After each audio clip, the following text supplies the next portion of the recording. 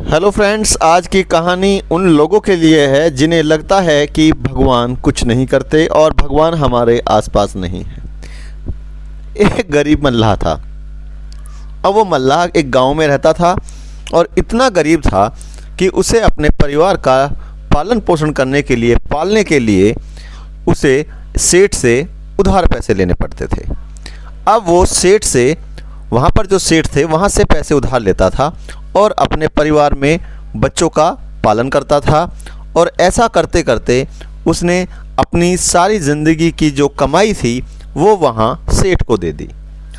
और एक दिन जब उसके बच्चों की शादियाँ हो गईं, उसकी लड़कियों की शादियाँ हो गईं, तो वो सेठ के पास पहुँचा और बोला, सेठ जी, आज तक मेरा जितना हिसाब है वो आप बना दीजिए, मैं आपको पैसे दे देता हूँ और आज आपका सारा बकाया चुकता क्लियर हो जाएगा।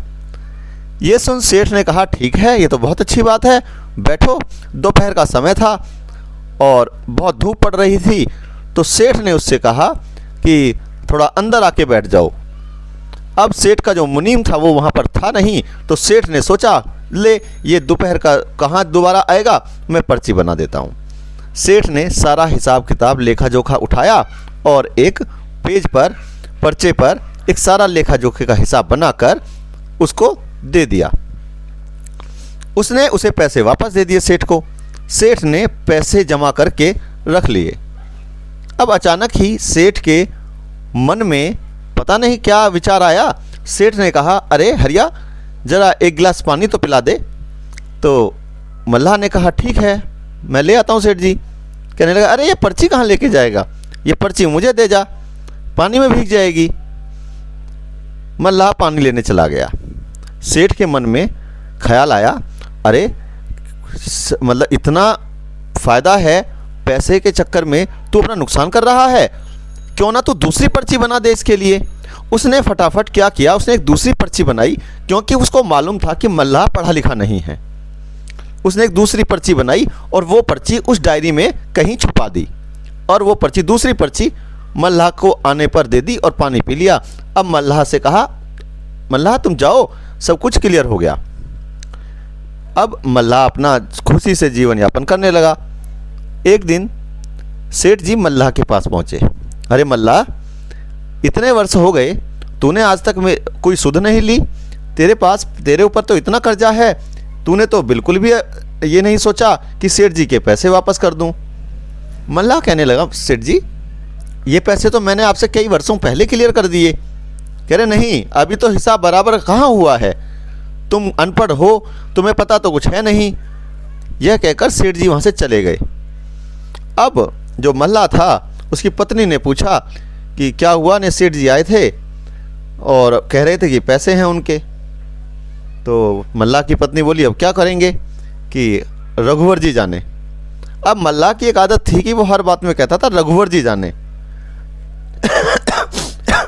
मल्लाह मंदिर गया, भगवान के चरण छुए और कहा, रघुवर जी, ऐसे ऐसे सेठ जी जो है बता रहे हैं, अब मैं इस बुढ़ापे में ना तो नाव चलाता हूँ, ना मैं कोई काम कर सकता हूँ, अब मैं उनका पैसा कहाँ से लाऊं, इस तरह तो घर बिक जाएगा और रही सही ये घर की ही जगह बची है। अब भगवान से इतना कह के वो रात को आकर सो गया। पत्नी ने कहा, कुछ इंतजाम किया? मल्लाह बोला, रघुवर जी जाने। अब ऐसे ही जीवन यापन होता रहा।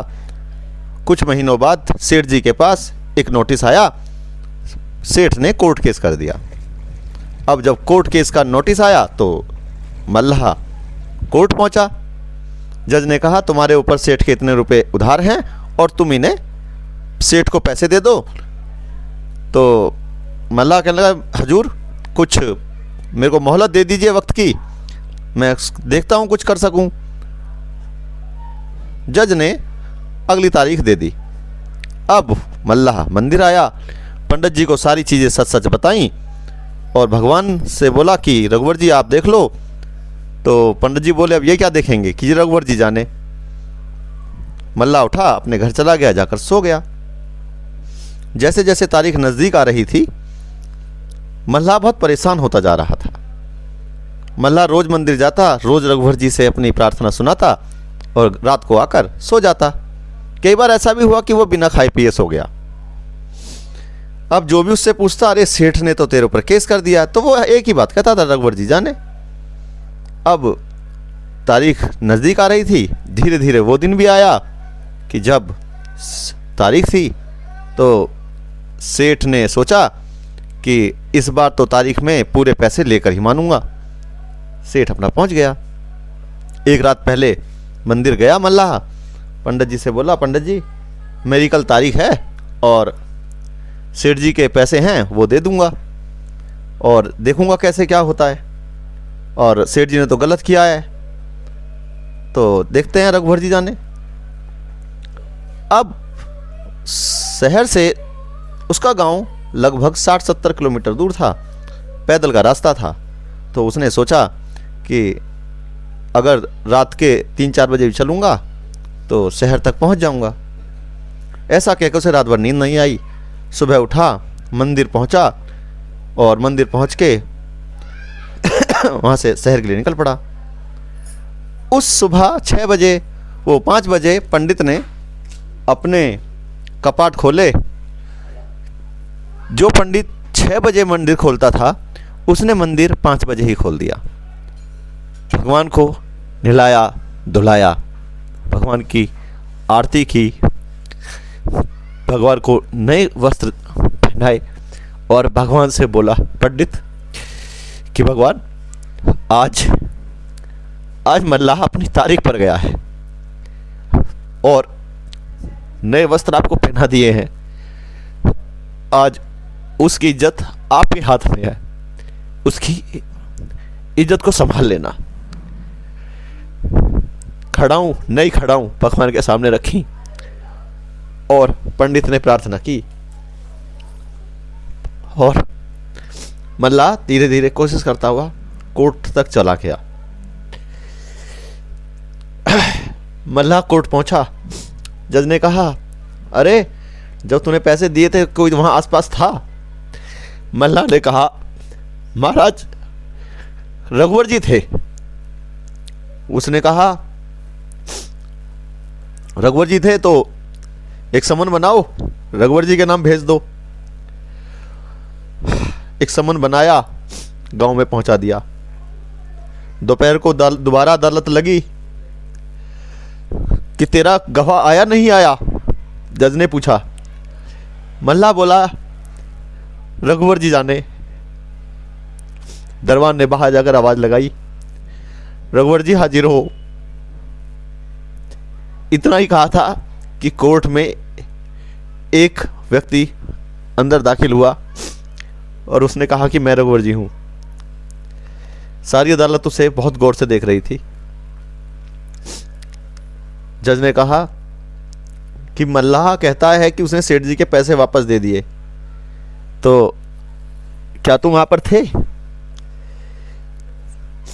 उस व्यक्ति ने कहा, महाराज मैं वहां पर था और सेठ जी को यहीं पे रोक लिया जाए और सेठ जी की उस अलमारी में एक डायरी है, उस डायरी में पेज नंबर बताया, उस पेज नंबर के पीछे एक पर्ची है, उस पर्ची पर सारा हिसाब लिखा हुआ है। आप अदालत से किसी को भेज दीजिए और उस पर्ची को मंगवा लीजिए। जज ने इतना सुना और किसी को भेज दिया। संतरी सेठ जी के यहाँ पहुंचा, अलमारी खुलवाई और वह डायरी लेकर आ गया। जब जज ने वो डायरी खोली, उसी पेज पर उन्हें एक पर्ची मिली जिस पर्ची पर सारा हिसाब था।